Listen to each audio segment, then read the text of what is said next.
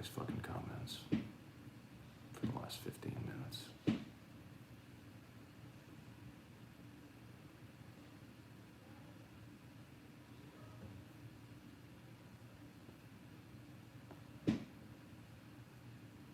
All right.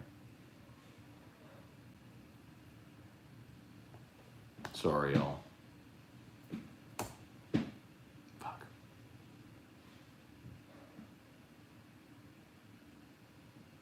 All right, we're back. All right, we're back.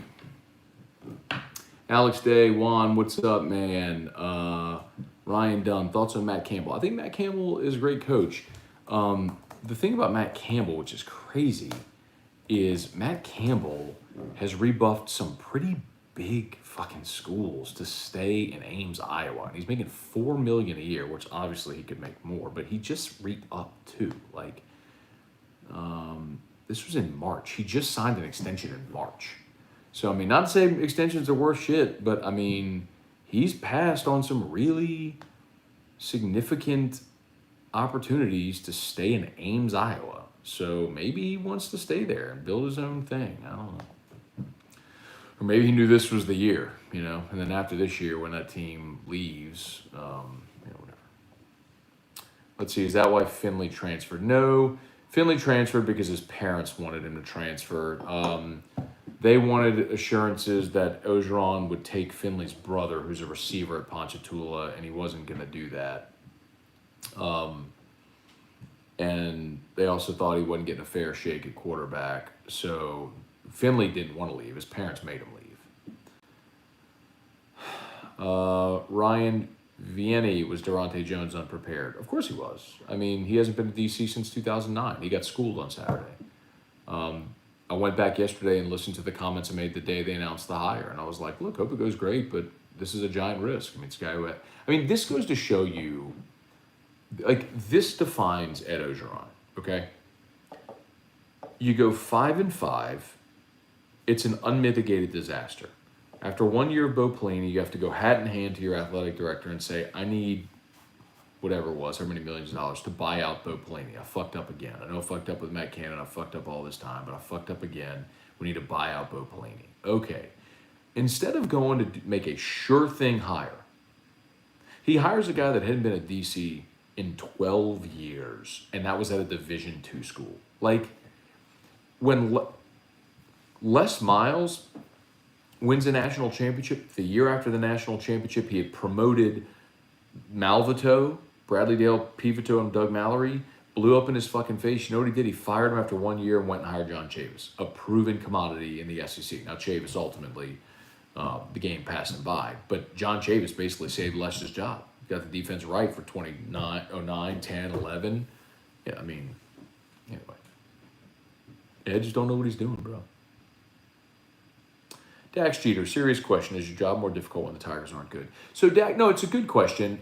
It's just different, right? So, what you want is, like, really good, like championship contention, or awful.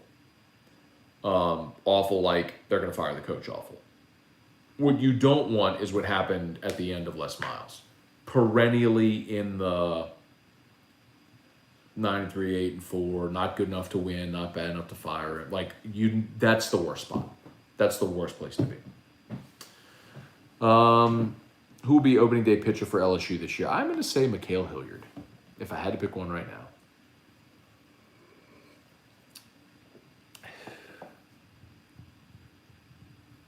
It does fall on Moffitt, but it falls on the players in 0-2. There's absolutely no excuse for that, especially for the veteran players who already know that they need to get into playing shape.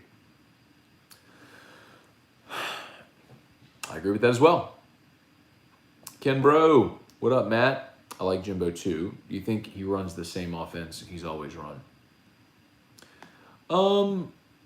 I think he's always run variations and been creative enough to do so.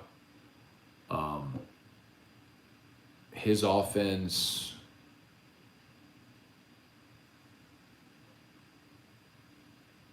oh no, it's pretty similar. Yeah, pretty similar. Jamie Leday, do you like an old-fashioned? Drank one at the Grapevine restaurant the other day. It was really good. I love an old-fashioned, Jamie, as a matter of fact. one of my family traditions is that at all of our family gatherings, we drink old fashions. So it's my grandfather's recipe, and maybe his grandfather's recipe. And so whenever we show up, there's always old fashions in glass, soaking in the fruit. And you just add ice, stir, and roll. So I love an old fashioned. But I'm very particular about my old fashioned too, because I've always had them the same way. Blake Oob, Champy Johnson, good evening, love the show. Thank you, Champy, it's very kind. Bentley Spears, is Hugh Freeze an option? Probably not. When you're in the middle of a Title IX investigation, probably not a great idea to hire a coach that's got kind of a sketchy past. Tony Williams saw on Rivals, Jay Johnson picked up a pitcher from Canada. Did see that, tweeted that earlier today. Jay's rolling, bro. Richie Burt, one of the best restaurants in South Louisiana, Grapevine. Very cool. Daniel Sinets, good evening. Even to Matt, Larceny tonight. Okay. Larceny's a good weeded bourbon. One that you can find regularly and affordably. Garrett, our luck, he's going to go 9-3. It's the battle of wanting what's best long-term versus short-term. Garrett, he's not going to go 9-3 this year.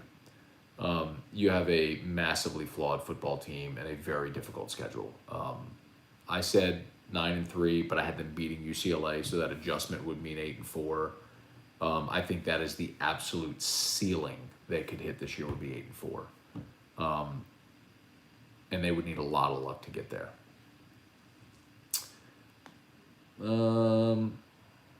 Cale Reynolds, what's up? Bentley Spears, were you there for the Monday night game against Tennessee? Heartbreaker, once-in-a-lifetime game. I was there. I sat with my dad and my grandpa on the east side, sweat our asses off. Watched LSU take a 21-0 lead into halftime and gag it away in the second half, and then in overtime.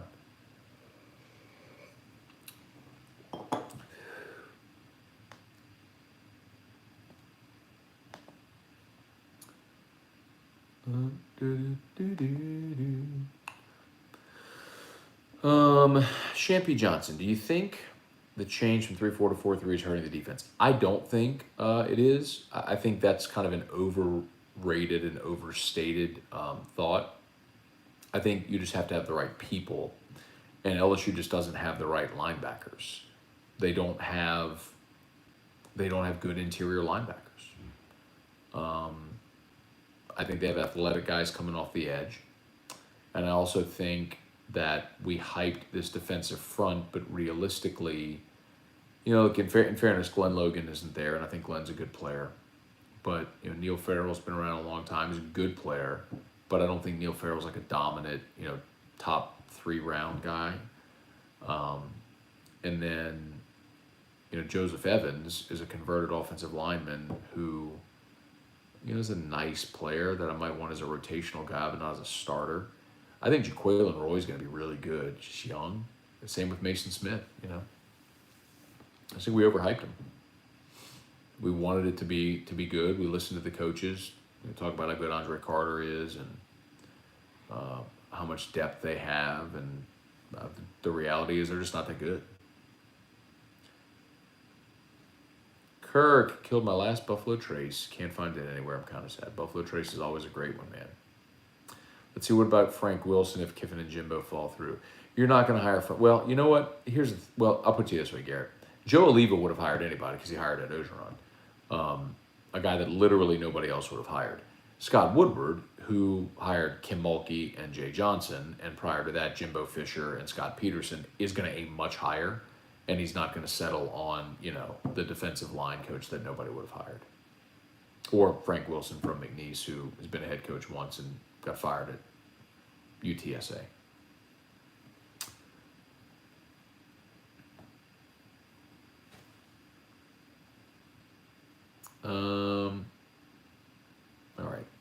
All right, y'all, do me a favor there, man. If you're back with us on YouTube, thank you for coming back. Sorry about that disruption early. If you would smash that like button, let's catch back up there. I appreciate it. Juan, saw you at the LSU tailgate in Pasadena. Why didn't you come say hello, Juan? Come on, man. We were right there and you didn't come say hello?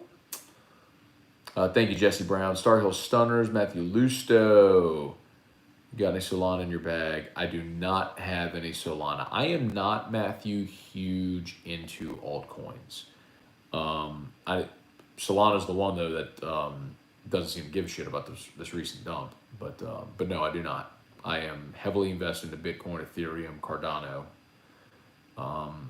and then Gamecoin. I don't know if y'all, and I'm not heavily invested in Gamecoin, but I don't know if y'all are familiar with Gamecoin, but it's a coin developed here locally. It first came on my radar because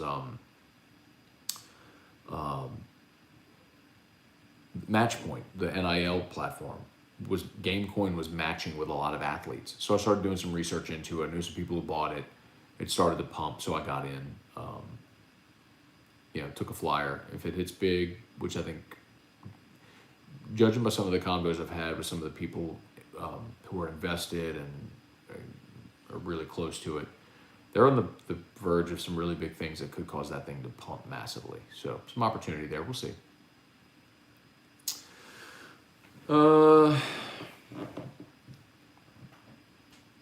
Tyler Cooley, any insight on why Bradford left in the first place, then came back?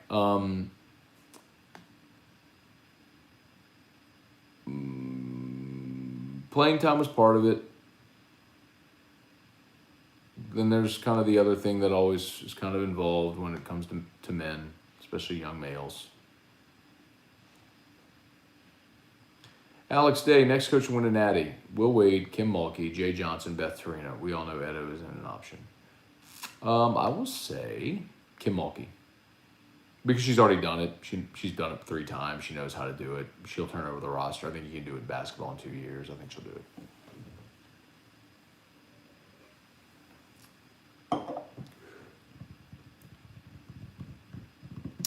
What's up, Trivia? Good evening, Damon Hinderberger. What's your take on how Falk is doing as running backs coach? Honestly, I'm disappointed. The rotations last year I thought were terrible. And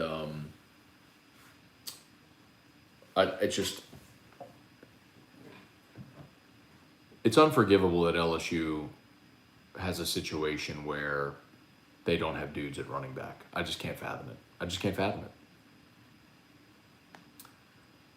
Pegasus J, and it kills me because I think Kevin Falk is the greatest, shortlisted before Tyrann Mathieu, Joe Burrow, Glenn Dorsey, Kevin Falk. I mean, those are the greatest players I've seen in my lifetime. I think his number 3 should be retired. Matt, who do you think starts a tackle on Saturdays? Just me, or does Turner look more like a tackle than a center? Yeah. Well, when you sign and you're 220 pounds, you're severely limited. Yeah, give me Turner and Bradford. Orgeron kind of really stressed that he thinks Hines needs to play, and if that's the case, you put Bradford out at right tackle, unless if they feel like Dellinger can play tackle with a shoulder injury. Let's see, Matt, serious but maybe dumb question. What's the temperature on support for Orgeron with administration boosters, the common man like me? When Ed got hired, this is what I said. When Ed got hired, 20% or so of LSU fans were like, hell yeah, shit yeah, he's our guy, let's fucking go. About 60% were like cautiously optimistic, like, well, maybe it could work like Dabo, figurehead, he's kind of the mascot, good recruiter, hire good assistants, delegate, this could work. They were cautiously optimistic. And then the other 20% were like, who the fuck did you hire? And I was in that 20%. But it's interesting,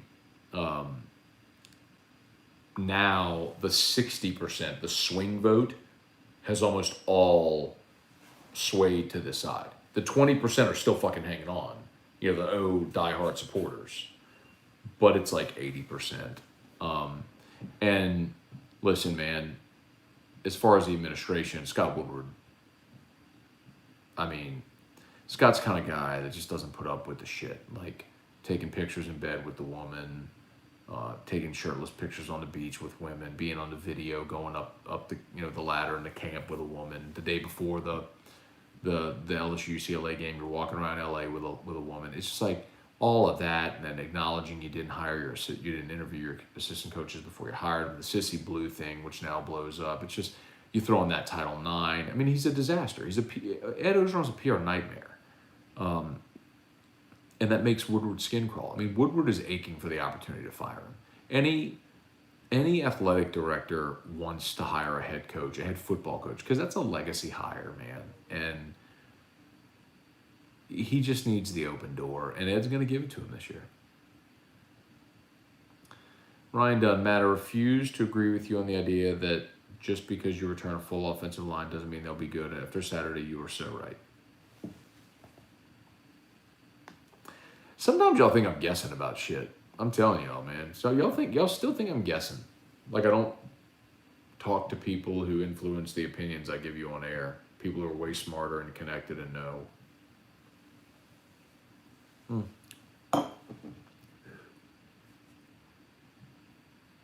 Does Coach O'Hire also fall on Scott Woodward? I don't understand. Trivia. Pegasus, everybody the coordinators never called plays before, so what do you expect? That's the problem. Exactly. But that's what I said whenever they were hired. Val Browning, little birthday bourbon tonight. There you go, man. Star Hill Stunner's secret binder written by the special assistant didn't include coaching hires. It's funny that the secret binder was basically Pete Carroll's program.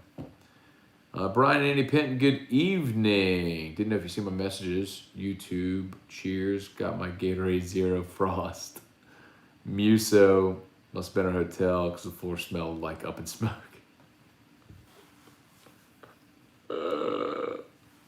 I got everybody thinking Muso's a pothead. I don't know if the kid's ever smoked weed in his life. Oh, man. Trivia, could the Title IX thing wrap up this year? So, not...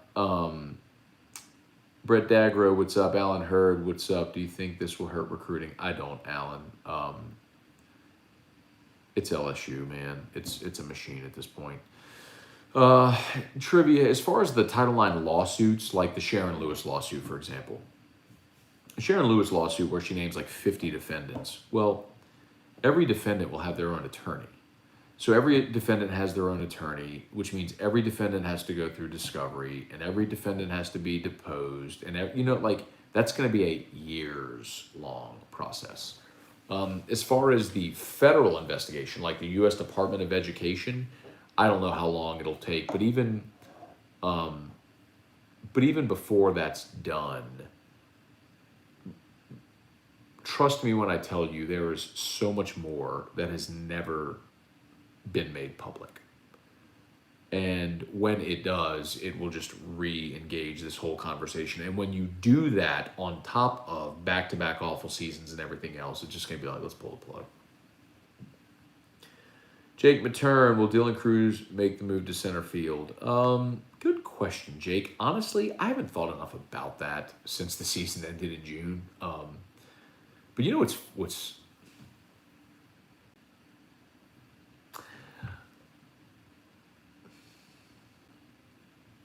so Dylan Cruz, I'll be curious to see how much he participates this fall. Dylan Cruz injured his shoulder with Team USA. It's amazing that nobody here reported that. But if you go back and look at Team USA from the summer when he was with the collegiate national team, he didn't play like the last week because he went home to Florida. He was running after a ball and he ran into the wall and hurt his shoulder.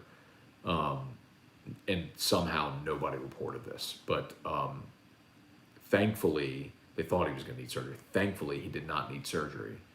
But I'll be curious to see what he might do in fall, if anything.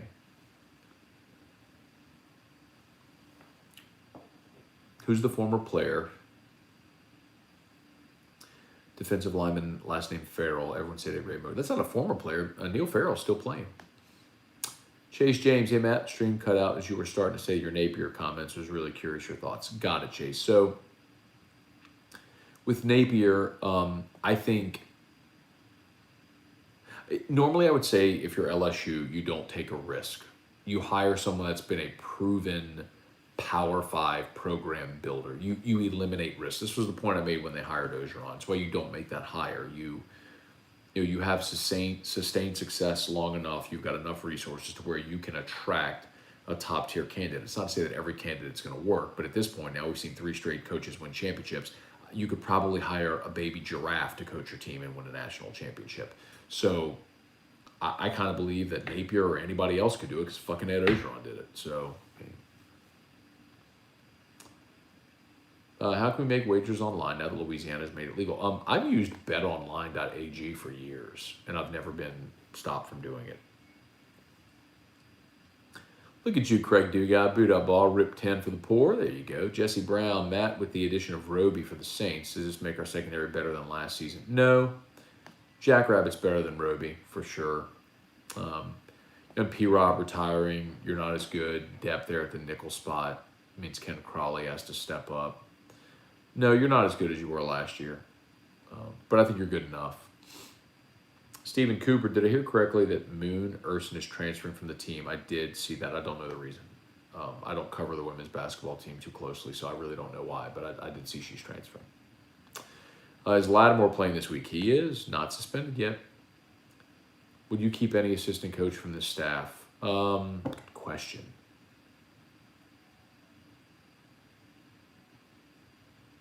Corey Raymond. And I would keep Brad Davis. I would keep the offensive line, the new offensive line coach. I'd keep those two.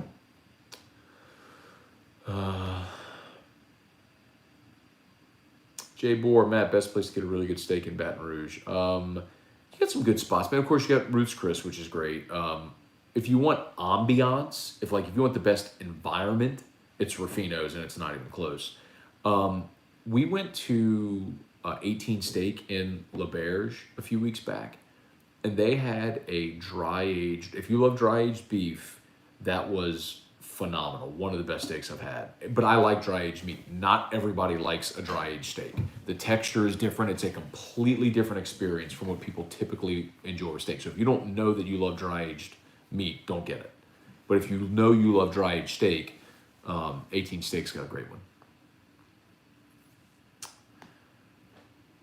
Roger Dodger TMK. If LSU were to hire a new coach at the end of the year, could they hire in-house? No. I was one of them guys that wanted to know now I want Jimbo. Did you hear Fouchon's story that Jordy told? I did not, Ryan.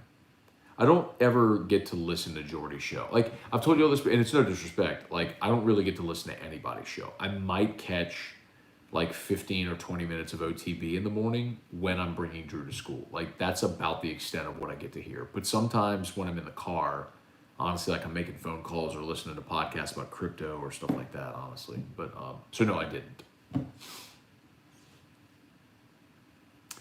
Paul Batts, when Texas enters the SEC, Texas A&M will be second fiddle even with the millions invested. People in Texas will fully get it. How does this change Jimbo's motivation? LSU won't be able to match. You mean LSU won't be able to match financially? Shit, yeah, they can. I mean, they're paying Orgeron $8 million a year. That's basically what Jimbo's getting. Fuck, I mean, they can match the money. Juan, Matt, California Love at the end of the third quarter was electric. Highlight of the game, all in all, the Rose Bowl was a dump. Stadium was definitely a dump. Amenities were a dump. But it's scenic and it's historic and all of those things, charming and everything. But I tweeted the video of the California Love at the end of the third quarter, and the video just doesn't do it justice. Like, if you were in the stadium, you'd get the experience. It was really cool. Chet Buxton, do you think Woodward has pulled him to the side and warned him, or at least expressed disappointment? Woodward hired back Austin Thomas to put him in the room to report back to him. Orgeron didn't hire Austin Thomas. Woodward hired Austin Thomas. Austin Thomas left to get away from Orgeron and Ponamski the first time. That's why he went to Tennessee for a job that didn't even exist anymore.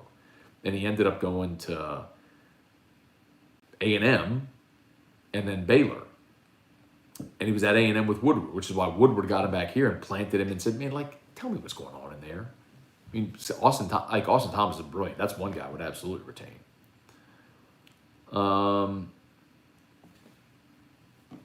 Where is Don Juan located in town center? Like, no, it's like literally right next to Whole Foods. Like, if you're looking at the front of Whole Foods, it's to the right.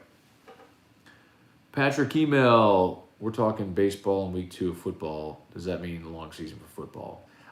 Maybe not, Patrick. It's a good question, but it's also one of those things where, like, it's nightcap and people kind of do whatever. 83 watching on YouTube. Shout out. 27 likes. Let's smash those likes, please. William Hildebrand, what's up?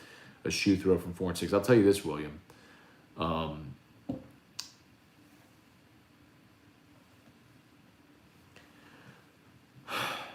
The amount of players that were prepared to opt out and transfer because of how big of a shit show yet last year was, not just on the field, but all of it, was astonishing.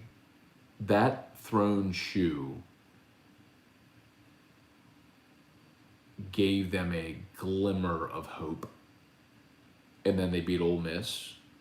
And people were like, all right, we're still LSU. We could do this. Had they lost to Florida and Ole Miss and finished 3-7, the exodus would have been alarming, including some of the biggest names currently on this roster that were transferring or opting out altogether. And you know who I'm talking about. Like the biggest names on the roster. Tony Williams, what's the deal with Matthews and Ponchatoula?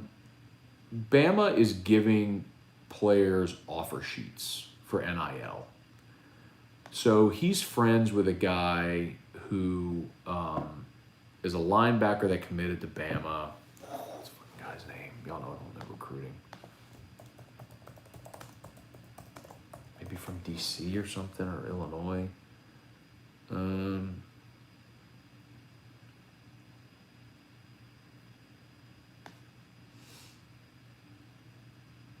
That's got to be him. Sean Murphy. That's got to be him.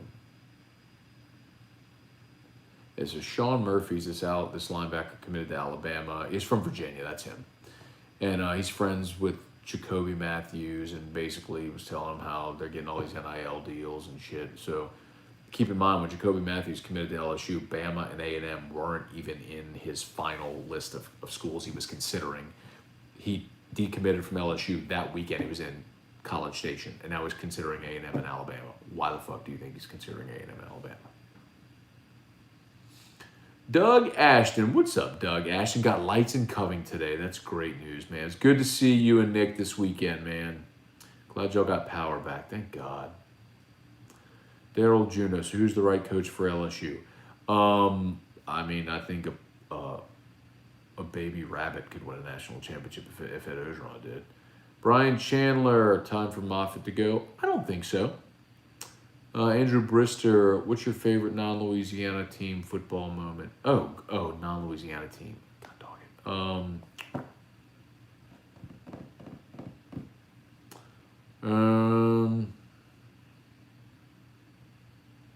God, that's a good question. I really got to think about this.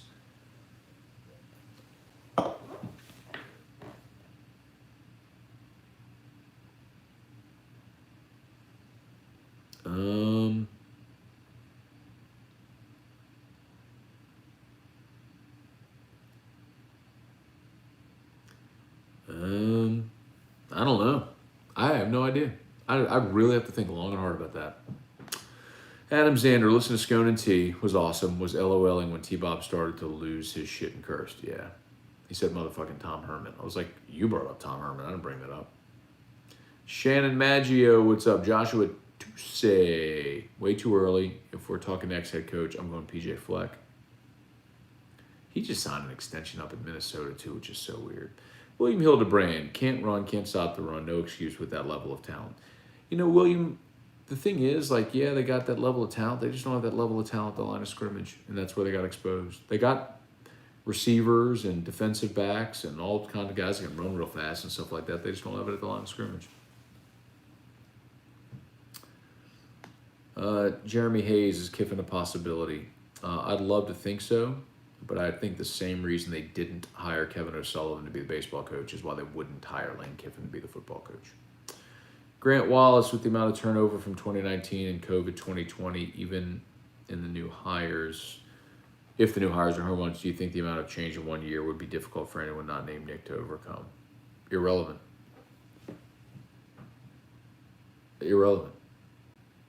Nick Saban is the standard. He's in your division. You have to win.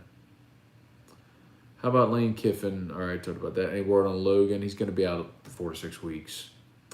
Do you take X and O's and lesser talent over better talent and lesser football IQ? I think to win a national championship, you have to have the talent. So I want talent. Let's see, Champy, I think the AD is going to let O go, but he needs to make a splash hire, someone that's proven track record. I just think Scott Woodward is confident in his abilities. He's going to go after a splash hire. If he doesn't get it, he's a smart enough guy to make the right hire. Look at Jay Johnson. Jay Johnson wasn't the guy on the initial list, but when they made their way through their list of guys who had won championships, and they missed a few. Like, they could have easily settled and made a lazy hire with Mike Bianco, but that would have been a terrible hire. I mean, he's an awful postseason coach. That's what his record over 20 years tells us. He's not a good postseason coach. That's the thing by which you're judged at LSU. And so he went and actually interviewed candidates and found a great one in Jay Johnson, because Scott Woodward knows what he's looking for because he's made great hires before. That's the contrast with Ed Orgeron. Ed Orgeron's never made a great hire. He doesn't know what he's looking for. He inherited Dave Aranda. His hires are Matt Canada and Jerry Sullivan and fucking Bo Pelini and Durante Jones. And he basically just goes and says, hey, Pete Carroll, who should I hire? Oh, Bo Pelini? Okay. Hey, I mean, he hired Jerry Sullivan because Pete Jenkins told him to. I mean, he fucking hired Durante Jones because he went to Dave Aranda and said, who can run your defense? I mean, he hired Jake Peets, who's never called a play, because he went to Joe Brady and said, who can run your offense? Like, how about you fucking do some interviews and actually know what you're looking for as a coach? But he doesn't. That's the problem.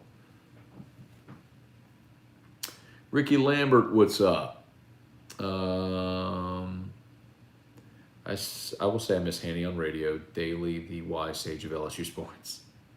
Brad Osborne, Falk has been inconsistent, pulling backs out of the game when they're getting hot. It's questionable. He definitely did that against Auburn last year. We had 70-30 against Edward now. I think that's conservative. Clifford Moore, that's why we listen to you. I know. I mean, y'all ain't got to agree with me. I say this often, y'all. Y'all ain't got to like me, you ain't got to agree with me. But damn it, I'm never going to bullshit you, and I don't make shit up. I mean, what y'all probably don't know is the amount of conversations I have on a daily basis with people who trust me with information because they know I'm never going to give them up. I don't want to break news. I have no desire to be a breaking news guy. I don't want to break that Trey Bradford's coming back to LSU. Who the fuck cares? It don't do anything for me. You know, I just want to be right. That's all. Did you see O's meltdown today at practice? He lost his mind. That's what he does when he's stressed, man. He did it in 2017 throughout the year. He'll self-implode. Let's see.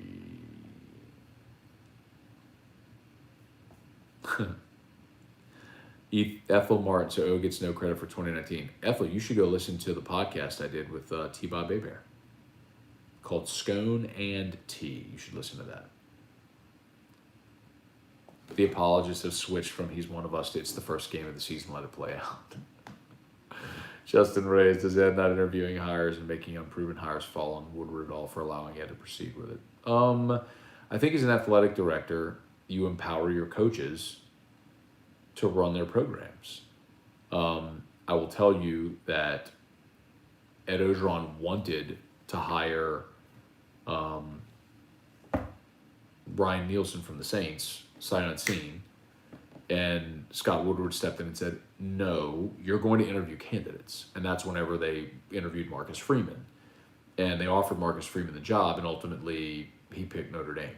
Which, I mean, fuck, what can you do? The guy just picked it. He had great opportunities. He picked another one. Okay. But Ed fucked up the Ryan Nielsen thing. They wanted to go back to Nielsen, but Ed talked to Nielsen the week of the Saints-Bears playoff game without ever talking to Sean Payton. And so when the Saints season ended, Nielsen went to Payton and was like, hey, I'm taking this job. And Payton was like, fuck you are. And that's why Payton got all butthurt and stopped it, because Nielsen had that in his contract. Again, that's Ed not doing it right because he doesn't know what he's doing. And this goes back to the point I made in 2016 when they hired him, which is LSU is not a learn-on-the-job experience. Like, hire people who have done this shit before. Don't hire the guy that's going to fuck up on the job. Like, you do that when you're a high school coach. You do that when you get your first head coaching job at McNeese. That's your training ground, not LSU.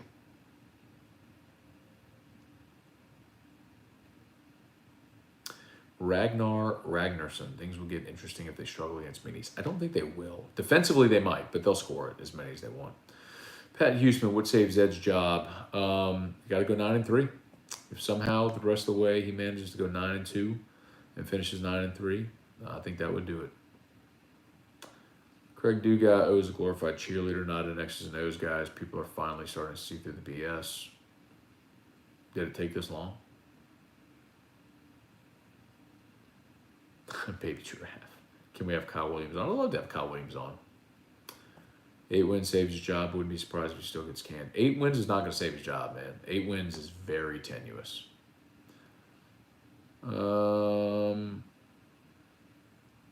Craig, Matt, is the consensus that RIP 10 is just OWA single barrel? I mean, they're almost identical. I don't know that. I like RIP 10 way more than Antique. Antique carries way too much heat, man. I've done a blind taste of all the Wellers, and Antique is the bottom of my list. For me, the Van Winkles always hold up, man. Van Winkles are oily texture, and I like them a lot. If LSU does fire O and hire a new coach, do any stay on staff? Answer that one a little bit. Does Sharon Lewis still work at LSU? She does. Weird, right? Sean Gasser, what's up? Jared Honeycutt, Baby Giraffe sticks his neck out for his team. I got it. Good one. Richie Burke, if you don't know if Orgeron will be fired at season's end, but have you heard if D. Ponamski is coming back to guarantee January 22?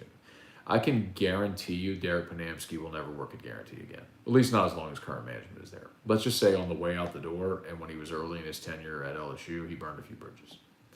Cheers, Matt. Enjoying a rally cap by the numbers, hazy IPA. I have 1,000% more faith in Woodward to make a great hire versus Joe Oliva. You should, because he's done it before. Oliva never did. Oliva brought you Nicky Fargas and Trent Johnson and Johnny Jones and Ed Orgeron. Well, he did hire Beth Torina, but he only hired Beth Torina after he hired the guy from Alabama who then left after being introduced. But he nailed the Beth hire. Beth was great. Kerry Hughes hopping on. You see Cobble's Suite of O in practice. Him cursing, I assume is what you're talking about. I did. Let me jump back over to YouTube. By the way, y'all, shout out to Hudco Roofing. 104 watching there on YouTube. Look at that. That's awesome, dude. Y'all 104, 103, 45 likes. Please hit that like button, man. Let's get that up. I'd love that. Please. Thank you so much for smashing the like. Thank you for watching. Smash the like button. Let's see. Might have to get another pour here, but y'all love that. They'll get me drunk and ask me questions. Think we honestly make a run at Jimbo and Dabo with the SEC changing. You're not getting Dabo. There's no way. Jimbo would be interesting. And I don't think Dabo, but by the way, I don't think Dabo replaces Saban either. I was having a conversation with the Alabama guy this week, and he said if they don't get Dabo, they'd likely try to go after Kiffin. Gulf South Sharon Lewis lawsuit amount of money is a joke. No way she'll sniff anywhere near that. Completely agree. Then that was a headline grabbing number. And by the way, you typically don't ask for damages. Like you don't in a civil suit like that. Let's say someone intimately familiar with that trial or that case explained you don't ask for damages. Like you don't list the damages you're seeking. Did you hear Jordy's show Sunday? I did not. He had a lot to say about Ponamski, and I was wondering if you heard it. I didn't hear it. I don't know what he said. Coach O is at best third best coach in D1 behind Fritz and Napier. Do you think it's good or bad? Do you mean in the state? Maybe you mean in the state. Do you think it's good or bad that the Saints lead the league and undrafted free agents on the active roster? Probably not great, honestly. Alex Day, you wouldn't keep Mickey Joseph. No, I wouldn't. Mickey Joseph is on the staff to recruit New Orleans. That's it. You can always find someone to recruit New Orleans. If Kevin Falk's still the running backs coach, if Orgeron is fired, I don't think so, no. Jason Keene, what's up, Matt? Hope the family's good. Got some goodness coming to the station soon. Very nice. Thank you, Jason. Appreciate that. Matthew Lusto, multi-million-dollar question. Will Ed get the axe with cause? Yes. I wanted Jimbo in 2015 when F. King nutted up. I want Jimbo now. F. King fucked up 2015. I mean, I'll tell you all that story now. I mean, it's... Let me get another pour. Hang on. Look, I'll tell you all now. It don't matter now. All the guys got fired. All right. Let's roll, boo.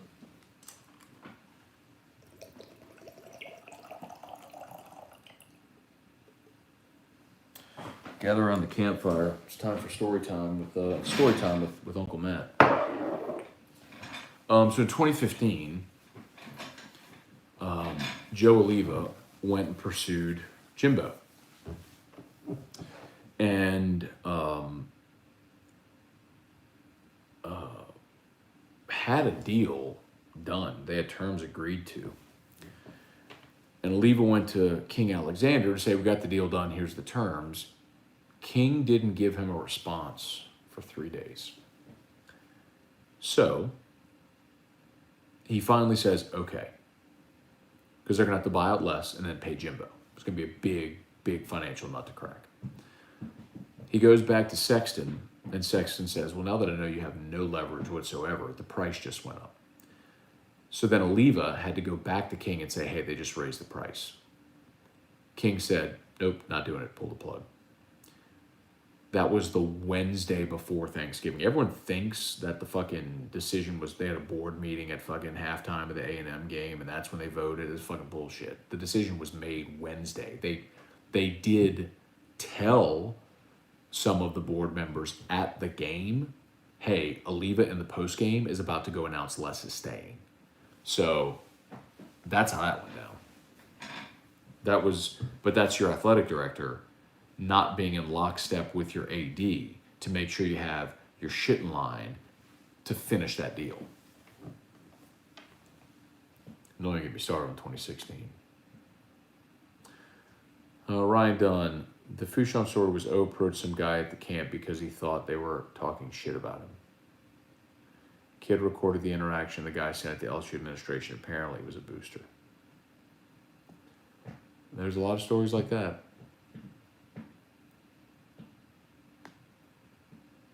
We should get PJ Flecking to say row the boat with the EAUX.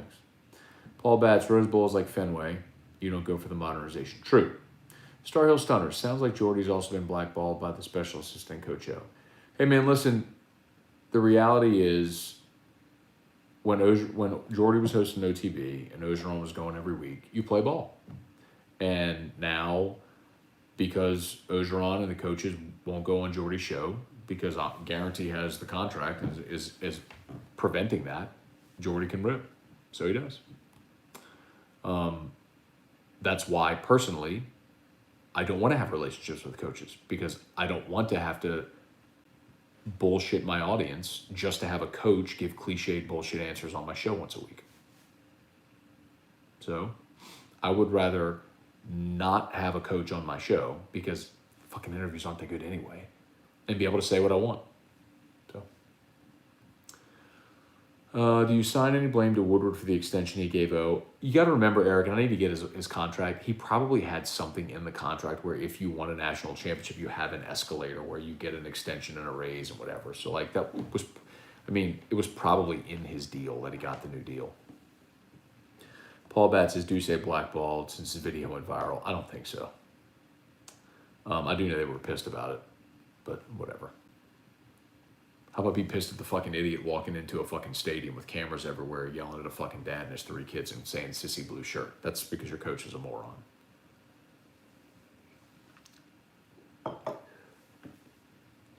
How in the world did Ponamski get his job or his qualifications? Is it true he's vetting coaches? Yes. Derek Ponamski is the one that vetted Matt Canada for Ed Orgeron. Derek and Ed, when Derek was doing radio every Tuesday morning, Ed would call him at like 6 a.m., like sharp. What you say, Big D? Whatever. And so Ed trusts Derek, despite the fact that there's a lot of people that don't. Ed does. And so brought him with him, with really no qualifications. Let's see, Jordy called out Ponamski for having no business being in the position that he's in. You know what, man? Well,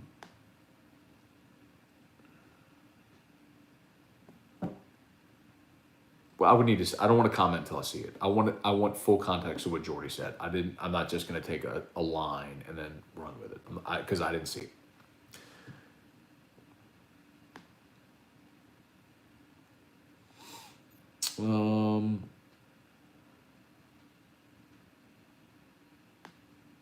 Are you going to be in Jacksonville this weekend? I will not, Zach. Ponamski, no blackballed anyone that has any criticism of the program. Thomas, Derek did that when he was at Guarantee, man. Derek, when we had that app, The Huddle, Derek would block everybody. Like, if anybody said anything negative or disagreed with him, he'd block them. And he started doing that when he ran Coach O's Twitter. Like, he blocked me. He blocked a ton of people on Twitter. And I called Robert Munson, who was at LSU at the time, and I said, Robert, look, I mean, I don't care, but you better be careful with this, man. He's running around blocking people, blocking media members on Twitter from the coach's account. Like, all that takes is one person to screenshot that and that shit to go viral, and you got a PR nightmare on your hands. And the kid was like, oh, he was hacked. Get the fuck out of here, man. He was hacked. Get the fuck. Yeah. Because hackers just go block people on Twitter.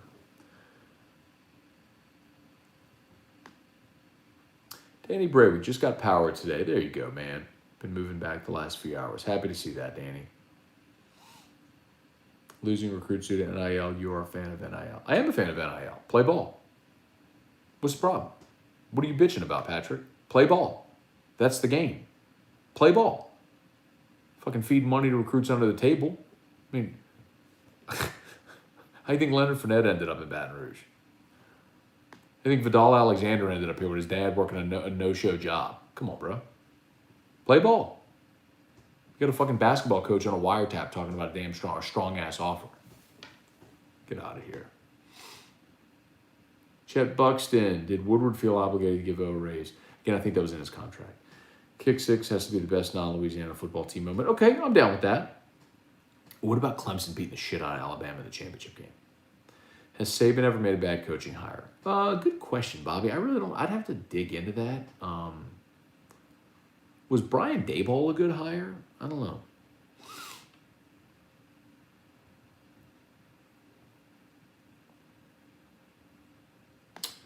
Brett Dagro, Falcons blowing the 28-3. Oh, that's a good one. Yes, that's a good one.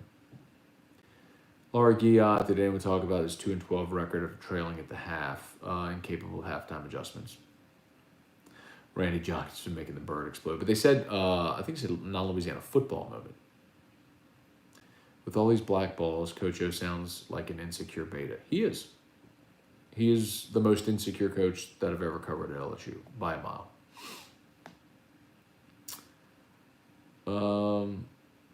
You see Brady's FTX ad on Twitter? I did not. Oh, like Tom Brady? I know he's got the laser eyes. Jay Johnson has improved himself for shit here. I have high hopes, but I'm saying that's fair, Laura. That's fair. But I could also say the way he's overmade the roster in an immediate short term and the amount of positive feedback that I've gotten from people in every level of baseball, at college, pro, scouting, everything, it's impressive. How done are you with Orgeron as a coach personally? I mean, fuck, from the day he was hired. I told you I thought it was a terrible hire. And I think he Forrest Gumped his way to a national championship. I'm thrilled because it was an amazing year, but the only thing he did that year was just get the fuck out of the way and let people who knew what they were doing do what they do best. And you could say, well, he put him there. Well, no, he didn't. Fucking Les Miles hired Dave Aranda. And Les Miles put Steve Ensminger on staff. No, well, he promoted him. Well, fuck, what if Steve Ensminger wasn't on staff? Who would Orgeron have hired? Matt Canada? Jake Peets? The guy can't hire shit. Bruce Shales, you need to turn this night Scone into a podcast so I can listen the next day. Just pull up YouTube the next day, man. Put in your earphones. Were any big coordinators during the offseason willing to come to LSU knowing the inevitable? Yeah, absolutely.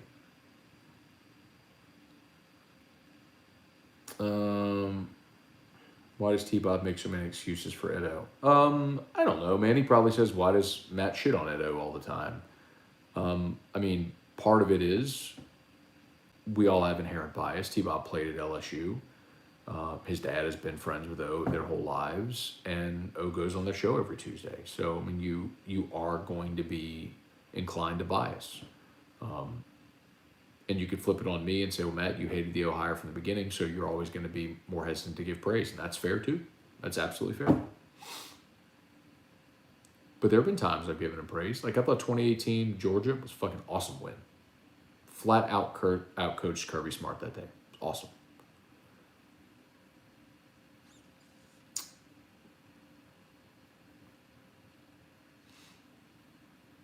Let's see. Ed's sensitive about his image, keeps doing embarrassing stuff. It's strange. That's true. Gulf South, Marcus Freeman got work by FSU, so I don't know how great of a hire he would have been, like many were calling for. I'm interested. Gulf South, like, first game, and they had a really strong first half in that game. Really, it wasn't until Mackenzie Milton came in that really sparked Florida State. But anyway, give that some time. I'm curious to see how that goes. Will the LSU have money to buy out Ed and hire new staff at the end of the year? They're going to fire him for cause.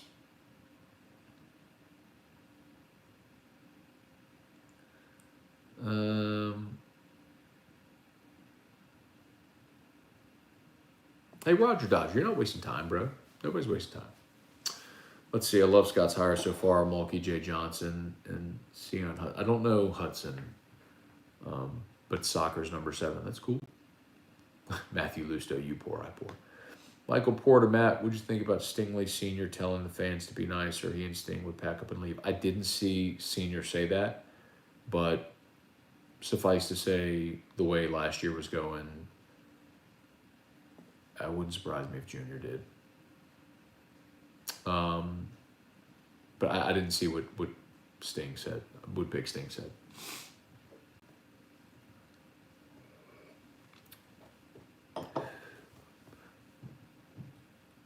Ooh, would he make a splash hire and bring the bass fishing team? Why wouldn't we back up the Brinks truck for Kiffin after the season? If they don't go after Kiffin, it would be for the same reason that they didn't hire Kevin O'Sullivan in baseball. Suffice to say, there's just something away from the field that would probably not be a great look. Glad LSU doesn't play Tulane and ULL this season. You in on any NFT projects, Scone? Matthias 5K. I am not. Here's the thing with NFTs, Matthias. I think blockchain technology and NFTs are, the technology is a wave of the future. We will buy houses, we will transact on the blockchain, like we will save records as NFTs. Like there's just no, it's Web 3.0. There's just no doubt. I mean, it's like the first time you had a cell phone in your hand and you were like, oh my God, this is amazing. I'm standing in the middle of the field and I can call somebody. It's that. I mean, but I think the flip side of it is it's kind of like Web 1.0. Like the .com boom. The internet was never going anywhere. Like the internet changed the world, but a lot of .coms from the late 90s, early 2000s burst when the bubble burst. I think the same is going to happen with NFTs. I think a lot of people are overpaying for NFTs right now that aren't going to be worth anything. And this NFT bubble will burst, but the blockchain technology is not going anywhere.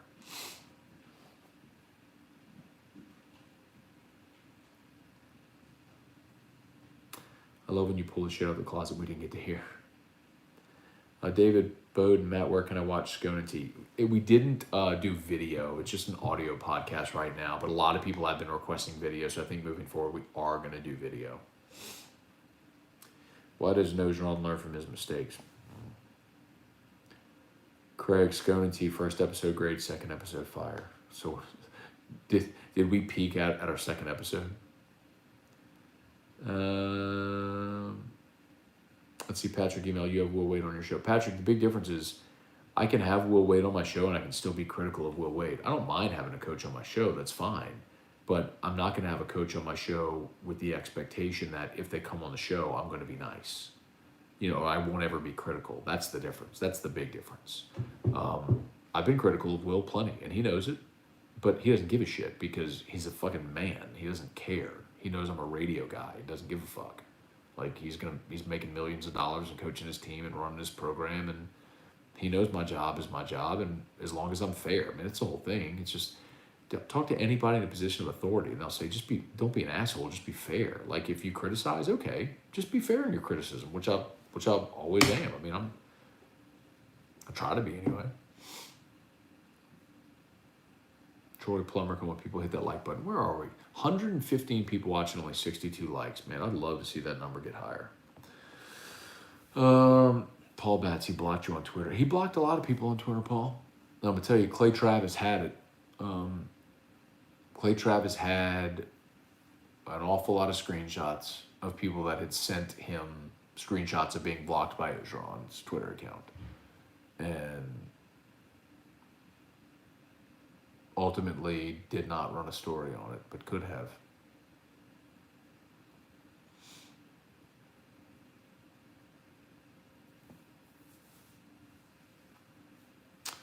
And Ed didn't block me, by the way. It's Ponamski. Ponamski runs his Twitter account. Ed, I'm sure, doesn't even know he has a Twitter. Ryan Dunn, I know it can't happen, but I'd love to see you and Jordy reunite this season for something. Y'all both echo each other on the behind-the-scenes stuff. That would be a fun show. Yeah, right. Look, dude, Jordy and I'll do something together again eventually. Like, this business is too transient. Like, the fact that I've stayed where I have for as long as I have is really rare. I mean, I'm just fortunate. I work for a great company. I work for great people. I have a great situation. I just, I came up there. My family's happy here. It's, like that, but it's just rare. I mean, think about how many shows have come and gone on the station while I've been there. I mean, I was the first show and I'm still in my same slot, whereas the morning show came later and it was Jordy and Derek, then Jordy and Hunt, then Jordy and T-Bob, now T-Bob and Hester. Midday was Charlie and Jimmy, and then Charlie and rotating guest, and Charlie and Hester.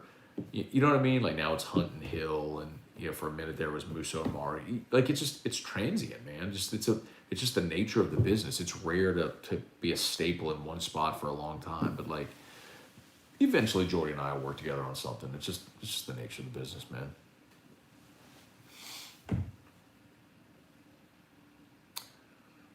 Mitchell just tuning in. Scone seems pissed. Let's see. Zay to great 2K. LSU can end up like Florida State if they're not careful. The big difference, Zay, I would tell you is, look, there's plenty of examples of programs that were super dominant that lost their foothold. Florida State, Nebraska, Miami. The big difference, I would say, is Florida State and Miami are in a talent-rich state, though, where you have a lot of competition. LSU's always the game in town in Louisiana. Nebraska has no talent. You have to recruit nationally. I mean, in the state of Nebraska, you have to recruit nationally, and that's become tough. Like, how do you get dudes to cornfields in fucking December? You know what I mean? It's like, why? Or you could go to California or Florida or play in the SEC. Like, why would you go play in Nebraska? Nobody remembers Tom Osborne. An 18-year-old don't know Tom Osborne.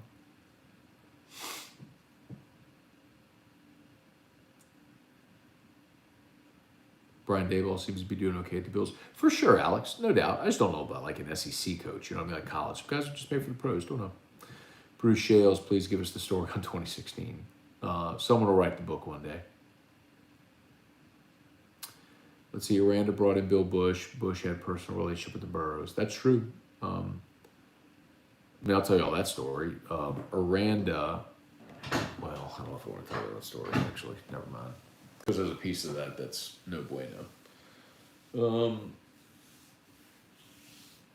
Suffice to say that when Aranda was being courted by Texas A&M after the 2017 season, it was the same off-season where the NCAA approved a 10th on-field assistant. Part of his condition to stay was that Aranda got to handpick the 10th assistant, and they picked Bill Bush. He wanted another coach in the secondary with Corey. And that pissed off Corey, which is why Corey then went and interviewed with the Dolphins and the Bengals, and that's why they lost Patrick Surtain. Because Nick Saban then went negative, recruited LSU, and said, hey, the reason you're going to LSU, by the way, he's interviewing with the Dolphins right now. And that's why Surtain went to Bama. And then LSU tried to go back to Mario Goodrich and say, hey, we have a spot for you now. And he was like, nah, fuck, I'm good. I'll stay at Clemson. But Bill Bush was the open door because he coached with Jimmy Burrow at Nebraska. Joe Burrow was going to Cincinnati. He was going to go play for Luke Fickell, who had been on staff at Ohio State. But because Bush had the relationship with Jimmy Burrow, that got LSU in the door. And I will give Orgeron a ton of credit because he recruited his ass off to get Burrow here. I can give him credit where it's due. He recruited his ass off to get Burrow here. Let's see, is Matt and T podcast on 104.5? No, it's on its own thing as iTunes and Spotify. Just search Scone and T. Scone, A-N-D, the letter T. Scone and T.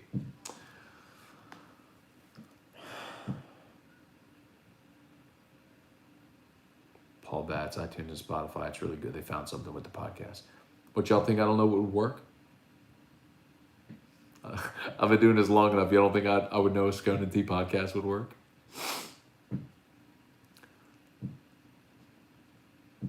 A digital media coordinator came up to me. He's like, "Man, this is great. It's like number 10 on iTunes." It's like, yeah, like I know what would be good. This is what I do professionally. Like I know what the audience is going to react to. Oh man.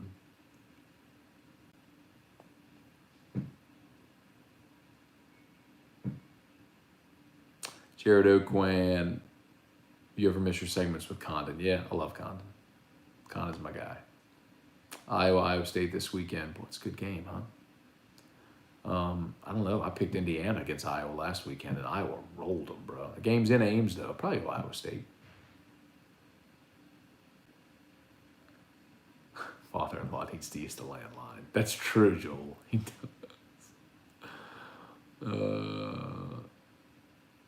The most cringe moment of 2019, Burrow suggesting go get a lifetime contract in his Heisman speech. True. Matt, anytime in Cali to find any good hooch? I didn't, Pat. None whatsoever. I got hacked is the new. Did I do that? Saban's first OC was Major Applewhite. That lasted 1 year. Good point. Yep. Major wasn't ready for that.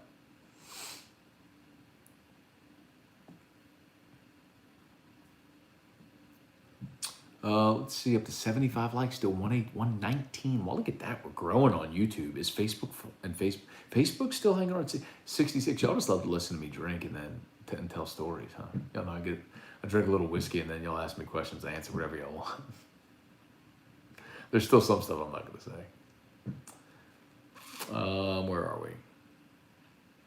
How, if at all, does NIL impact Will Wade? It doesn't, Matt.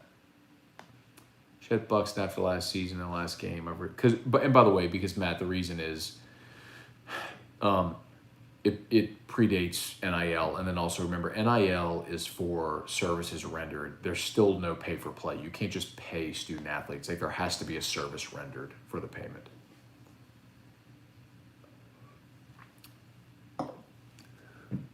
Top 5, Jay. Who would you like to see the Tigers go after when they can, Coach O? I mean, if I could just handpick whoever, it would be Lane Kiffin. I think he's the best play caller in football. He's the best offensive coach in football. And I think at LSU, you can recruit a good enough athlete to LSU to where his defenses would be better than they are with a bunch of 3 stars and JUCO kids at Ole Miss.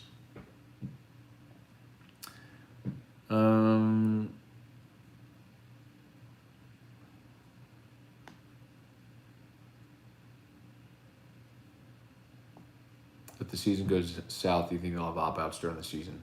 Yes. Troy Plummer, who do you think would be a good football coach if O gets fired? Talked about that. Houston Chronicle Aggie beat writer Brent Swerneman. I know Brent has been busy pushing Jimbo tweets. Evidently, there may be some legs there. I'd have to look in. I don't know what Brent's tweeting, but I know Brent is.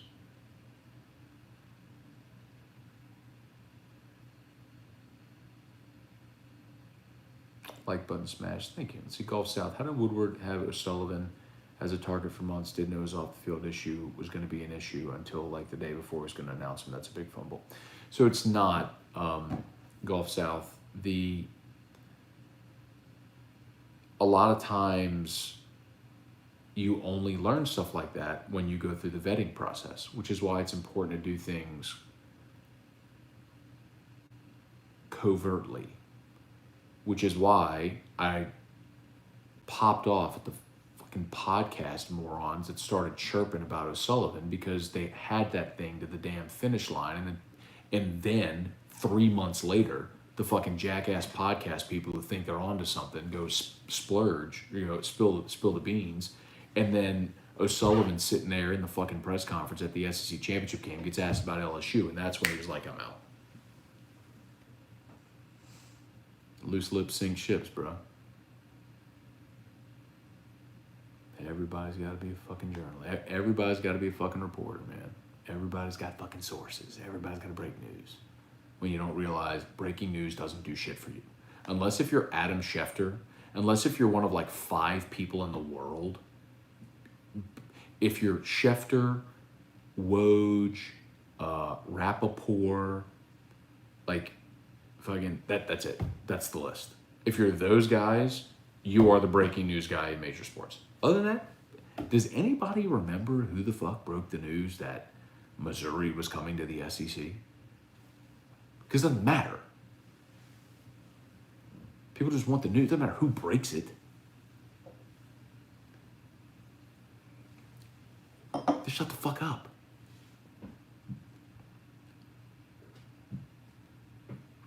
Let's see, your rapport with Maneri was great as well. Paul was a great man. Like, I tell you, Paul internalized criticism. He did. He didn't like it. And the most tense moment that he and I ever had was when Terrio did his rant a few years back in 2018, and Paul took that very personally. Now, Paul would never say it outwardly, but he did. He took that personally. But Paul was just too good of a man, too smart of a man to do the stuff that Ed does, the way he does it, Paul Batts, early thoughts on Hester's LSU radio football color commentator. So Paul, I obviously didn't get to hear the game. I was there, but Hester would nail it. He would 100% nail that. Like, I would endorse that a bajillion percent. Hester's great. I mean, he's fantastic. And I'll tell you this too about Jake. If ever there was a guy who could have come into radio, like in our building, which was already an established station with a good pedigree and everything, if ever there was someone that could have come in with a sense of entitlement, it would have been 18, right? I mean, it's fucking Jacob Hester. But it was the exact opposite. Like, he came in and did his 6 to 8 shift, grinded, never really wanted to speak up or speak out of turn. Like, there was a while he was like, they were rotating his co-host. Like, every day he'd have a different co-host, and he didn't like that. It's hard to do. Like, your rapport, like the show dynamic changes based on who else is on the show with you.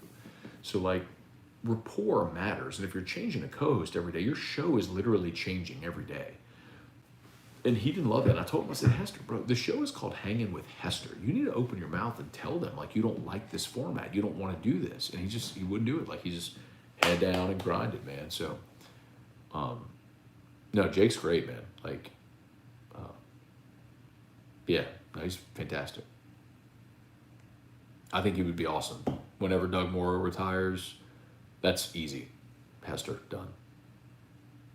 And I think they want, they talked to Gordy about doing it, but Gordy likes being on the field. Gordy likes being the sideline reporter. He doesn't want to, and honestly, being the color analyst requires so much more prep than being on the field and doing reporting, and Gordy likes doing that anyway, so I think that's what you'll have happen. Mason Spillman, Matt, have you had offers from other markets? Any big syndication dreams? I have had offers from other markets. The biggest offer I had was to do morning drive in a top 10 market. But I passed for a lot of reasons. But that was the biggest. Fucking top 10 market, do morning drive would be huge. But no, I passed on that. And like, as far as syndication dreams, like, not really. And here's why. Like if you would have asked me when I was in school, I would have said, like, oh, I want to be on SportsCenter, whatever. But like, if I did a syndicated show, like a nationally syndicated show, not regionally, like if I would do an SEC show for sure. I'd do a syndicated SEC show, like the Chuck Oliver show. I would do that 100%. But if you do a nationally syndicated show, fuck, man, like, in February, you're talking about the Knicks and the Lakers in Tuesday night regular season action. I just don't give a fuck. You know what I mean? Like,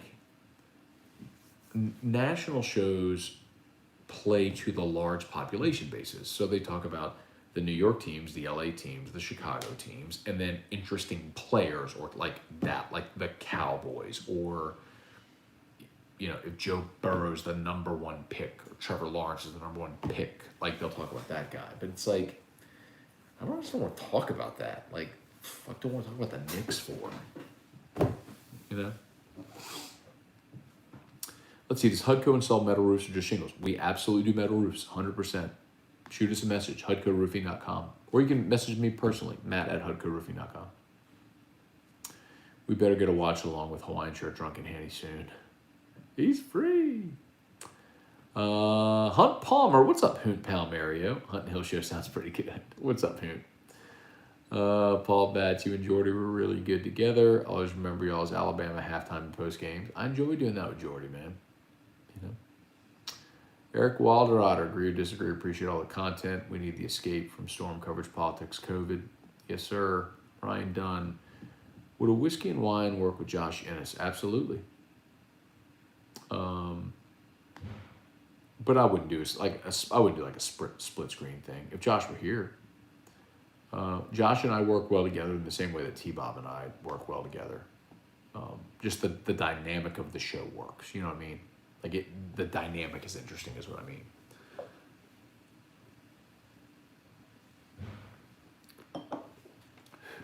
Mario Musa did a great job. The hour of gambling talk doesn't interest me. Merrick, I agree with you 100%, by the way. I think having that show lean toward a gambling angle is not a good idea, but they do it because there's a lot of sports betting money pouring into the market, and they think they can capitalize on that. That's all. Not them, management. But I agree with you. I think it's a poor use of their talent and the hour, but whatever. I didn't get to make that decision. Jeremy Brinkmeyer, Matt, what was the bourbon your radio guy talked about that was bland? It's just not aged as long.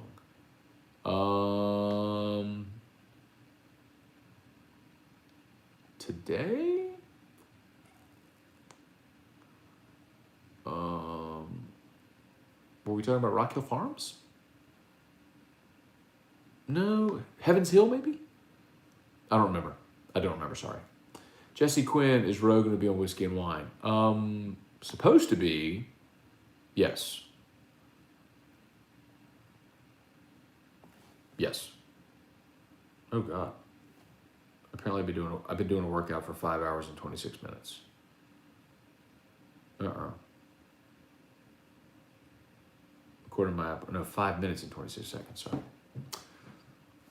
Rohan's like, if it's free and it's flowing, I'm going. How's the absence of Mike D affecting your Thursday ratings? Honestly, Matt, we don't subscribe to any ratings books. None. Ratings largely, honestly, are a sham, and nobody sells on ratings anymore anyway. There's enough digital, metrics to know how you're doing. So you have to subscribe to Nielsen to get your ratings. And Baton Rouge is a diary market. So what that means is they send out like 1,300 diaries and expect people to fill out what the fuck they listen to, and they extrapolate that to get ratings. My opinion is it's a very flawed system. So, but I think the show's doing fine. I mean, I love Mike. I wish he was there. It was such a staple for so long. I love the guy, but that's what it is. Move on. Already looking forward to LSU baseball, Scone. Mentally moving on from football. Don't do that yet, man. We're one game in. Is whatever angle you were working last year for betting still good? I need to try it, Alex. I haven't tried it again. I need to try it. Don't skip out on basketball. Will Wade's bringing the heat this season. We need more Uncle Matt stories, bottoms up. Ask me a question. Any info on how LSU will handle crowds at basketball games being indoors and COVID? I don't think they've addressed that. I think they're planning on being at capacity. Give us all the details about Tom Herman, Jimbo, and when we hire Doe. Jeremy, someone's going to write that book one day, but it's not going to be me. But suffice to say, I would bet. I would be willing to bet this, and this is not a flex. This is purely circumstantial. That I would argue that I know more about that situation than anyone who was not on like staff or board members, stuff like that. I might even know more than some board members at the time. And it's not that I did anything right. It was just circumstantial that there was just shit that I knew circumstantial. I'm telling you, one day somebody's gonna write the book and y'all are gonna go, oh, holy moly. Matt, did you get a taste of the 805 beer at the Rose Bowl? I did. It was nice.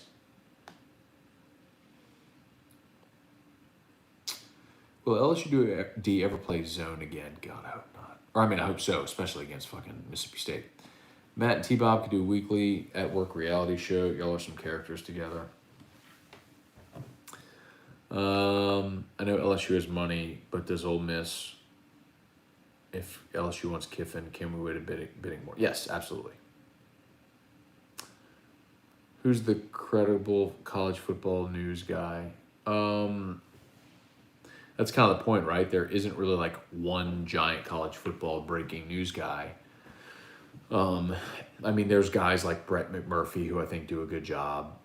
But it's sort of spread. Like Dellinger is kind of becoming that guy, you know, Deli, McMurphy, 40. I mean, you got your national writers, Dennis Dodd, that all sort of break news variant. But like in the NFL, it's Schefter, right? It's Schefter, Rappaport, Glazer. Like, but mostly it's Schefter. In the NBA, it's fucking Woj. It's Woj bombs. That's it.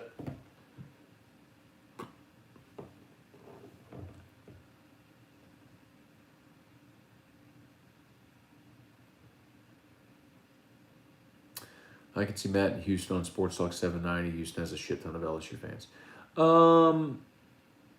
Yeah, but you couldn't talk LSU in Houston. Houston's a tricky market because Houston really, it's a transplant market, right? So the college teams, like there are Texas fans and A&M fans and Baylor fans and LSU fans and TCU fans. So it's kind of weird in that respect.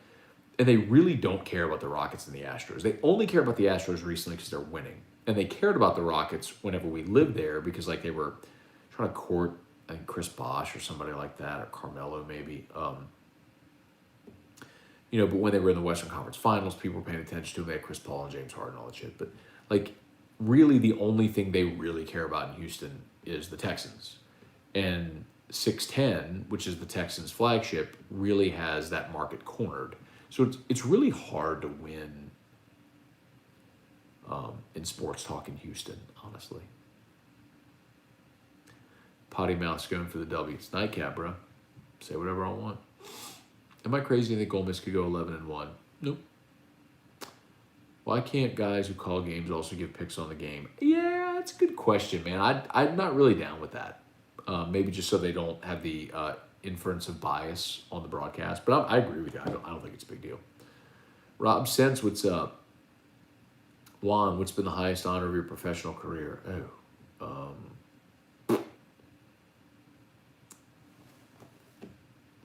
Highest honor of my professional career? I don't know.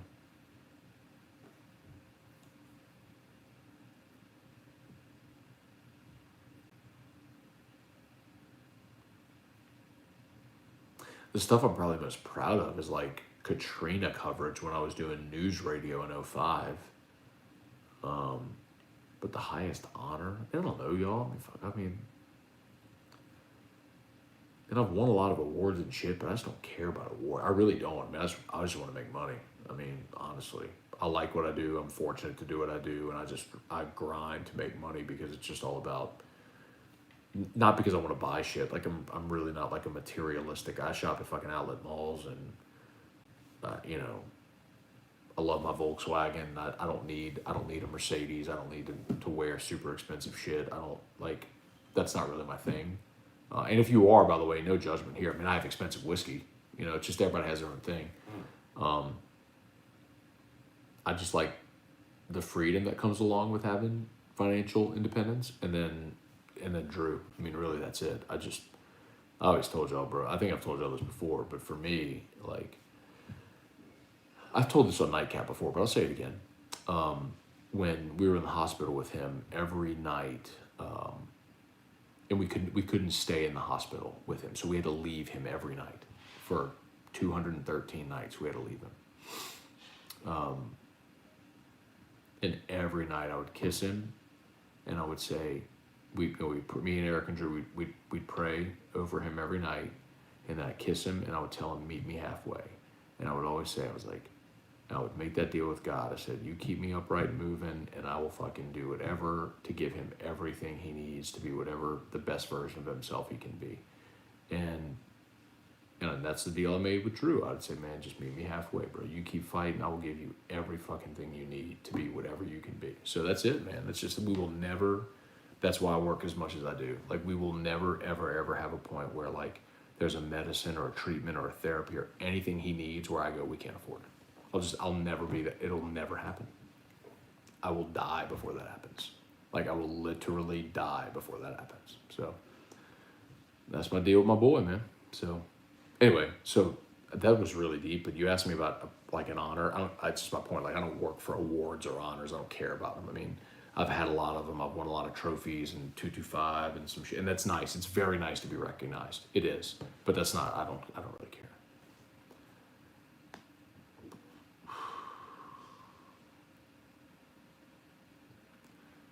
Hancock. I love Hancock Reserve. Oh, that's what they were saying was the younger Blantons. Hancock Reserve is great. I got it right there. It's 88 proof. It's fantastic. One of my faves. Fletcher Lewis sounds like Jordy's been added to Coach O's shit list. I'll tell y'all, man, like, it's different when you don't have him coming on your show every week and you're friends with the special assistant to the head coach who's feeding you info, and you can say whatever you want, bro. It's liberating.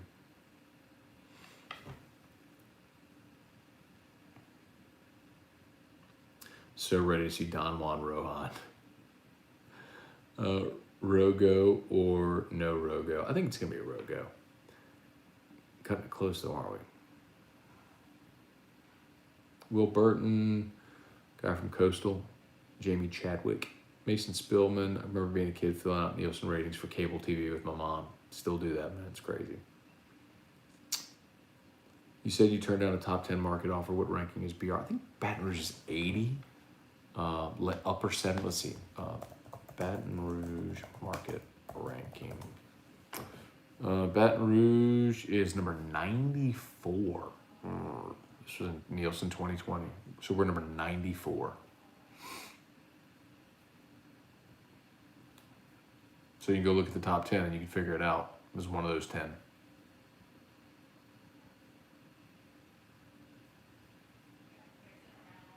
Let's see if it's still... Yeah, still top 10. This top 10 market.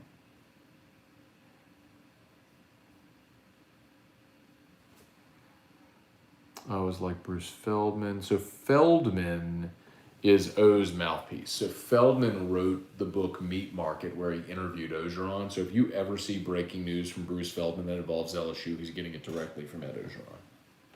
So if Feldman does source, LSU, blah, blah, blah, blah, blah, like that's directly from Ed Orgeron.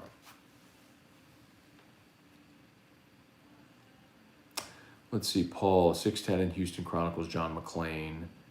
Man has covered the Oilers, Texans forever. Houston is an Astros town. Currently, I live here. People around here are super pissed at the Texans. Interesting. Man, when I was there, the only fucking thing they cared about was the goddamn Texans. Christopher Kelly. What do you think of the video of Bo losing his shit at practice? I don't care. It's a football coach yelling at practice. Eric, have you ever dabbled in rum? Not really, but Taylor Calandra tells me all the time I should drink rum. Rob Swanson, Matt, was one positive takeaway from the game. Keishon Butte's a fucking stud. How big of a taste difference was Big 10 and 12? Not worth the extra $40, in my opinion, besides Butte.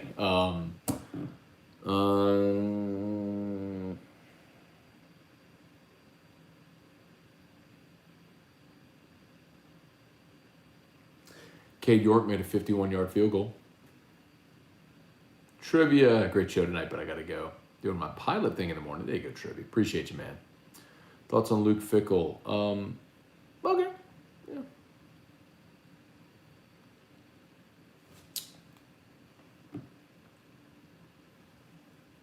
Joshua, I live in Houston. They love the Astros. Bro, when I was in Houston, they didn't love the Astros. They may love them now because they're winning, but that's only because they're winning. Because when I was there, ain't nobody gave a shit about the Astros. And that was 6 years ago. That was right before they got the first pick and took Correa and then Bregman and all that shit. How's Drew doing in school? He's doing well, Kirk. Thanks, man. He loves going there. He does really good. If things go sideways with Ed, would PJ Fleck be in the mix? Maybe, but I feel like PJ Fleck is locked in up there, man. Like, he keeps signing new deals and turning down other offers. I mean, at some point, you keep turning people down. They stop asking. Adam Zander, what gives you hope for the rest of the season? What's the basement? The hope, Adam, is like, you still have talent, right? And, like, teams do improve. You know, I mean, 2017, they got blown up by State and lost to Troy. They still beat Florida. They beat A&M in 2017. You know what I mean? Like, they still had some nice wins. Like, they rebounded, did some good things. They were just a flawed team. You know, this is a flawed team. Like, I think they're going to have some nice wins. Yeah, I think they could beat Auburn in Baton Rouge. I think they can beat State and Kentucky. They can beat Arkansas. So, I mean, it's 4-4 in the SEC. If you're four, and that might be it. If you're 4-4 in the SEC, that means you're 7-5 overall. I mean, Orgeron's fired. Tiffany Monette, 104.5 is the only sports radio I listen to on my drive back into Houston from Baytown. Thank you, Tiffany. Appreciate that. That's awesome. From Buc-ee's, huh? All right. We might be done. Yo, we might actually be done. How long was this show? An hour and 47 minutes. 108 still watching and 85 likes. Thanks, man. I tell you what, I stuck with y'all for almost 2 hours tonight. If you're watching on YouTube and you have not yet hit the like button, I would punch you in the face. You've got to hit the like button if you haven't done it yet. 107 watching, only 87 likes. It's really good, but we can do better. Hit the thumbs up, please. And on Facebook, please like the page, share the post, like the page, share the post, like the page, share the post, like the page, share the post. And y'all, Hudco Roofing, tagged in both the Facebook and YouTube pages. If you know anybody who had roof damage due to Ida, especially if they filed with their insurance company, they got their scope of work, holler at us. You can email me directly if you want. You can go to hudcoroofing.com. It's pinned in both places. And